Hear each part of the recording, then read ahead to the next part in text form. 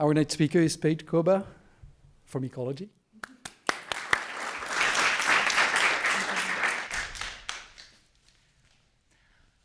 I'm learning that I have a lot in common with the trees I study for my Ph.D.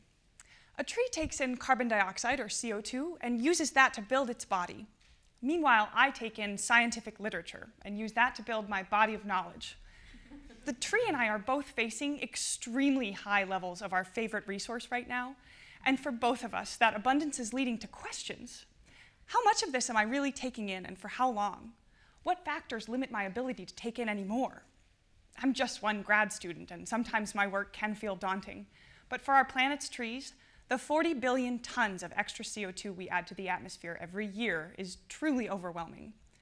CO2 in the atmosphere ought to be balanced by CO2 taken up in the world's oceans and forests, but we're far outpacing their ability to keep up and soak up our extra emissions, and the trees are definitely noticing. I'd like to understand how trees and climate will affect each other in the future, and I think a big part of that story can be told by water.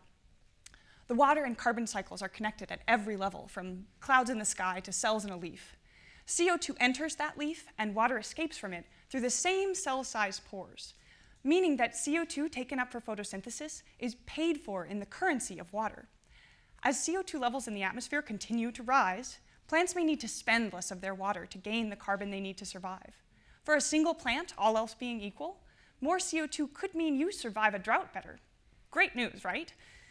Unfortunately, at the global scale, more CO2 leads to more extreme heat waves and droughts.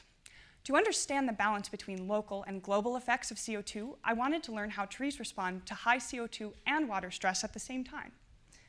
So I built a time machine. Create 16 tiny pockets of climate change, and I'm growing oak seedlings at the CO2 concentrations we expect to see in 50 years. Now, I am very proud of this design. I literally can't tell you how many times I've been to the hardware store. But I chose this method because it allows me to ask field-based and ecologically relevant questions about plants and climate. And I chose oaks because I think they'll have really interesting answers. They're already water thrifty during our hot, dry California summers, so having a little extra cash to spend could go a long way for these guys. And that difference at the leaf level could scale up to the landscape and determine who lives and who dies. I'll be harvesting these seedlings at the end of my project. They don't know it yet, but they'll be donating their bodies to science. But another tree seedling planted this year could live on to see atmospheric CO2 levels twice as high as today's. That's a completely different world than the forest they're replacing, and I want to know how the trees will respond. None of my seedlings will survive past the end of my PhD, but I'm pretty sure now that I will. And I'm very happy for that, because just like the trees, I have a lot of work to do. Thank you so much. Thank you. So I hear you were out of town last week. I was. I heard people. So you were competing in the USA Ecology Triathlon, right? Yes, the national championship. Right. Congratulations on that, just being there. Thank you so much. How did it go? It went very well. The team came out in force. We all dressed up in cow onesies to cheer each other on. And our relay team took 6th place. I finished 6th as an individual in the open competition. Wow. And then we got back on a plane and headed back to Davis. Right. Life goes on, but it was a really special time for sure. It's an Olympic format triathlon, right? Olympic distance, that's right.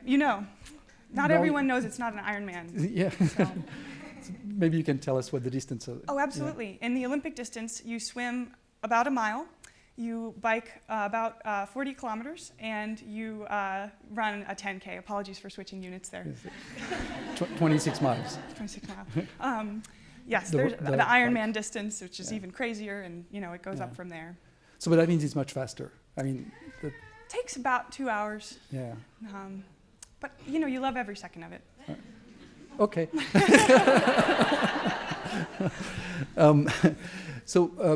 We're actually very grateful, I think all of us, to be back in person to the activities that we're doing. But thinking back, as painful as that might be, to just a few months ago, and being limited in how we could interact with people.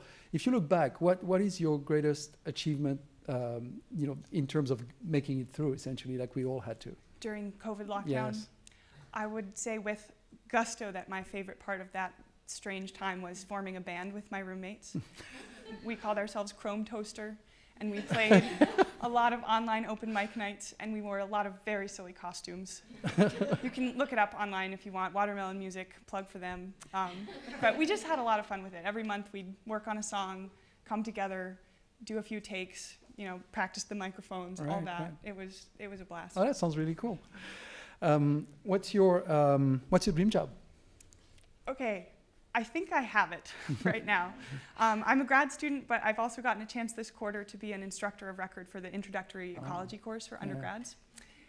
That is my dream job. I love communicating to people who want to learn, people who don't know that they want to learn yet. I love talking about science. I get very excited, and thinking about a whole course arc and the different things, the ways we work together to create new knowledge and new understandings is just really magical to me. Oh, that's great to hear. Thank you so much. Thank you very much.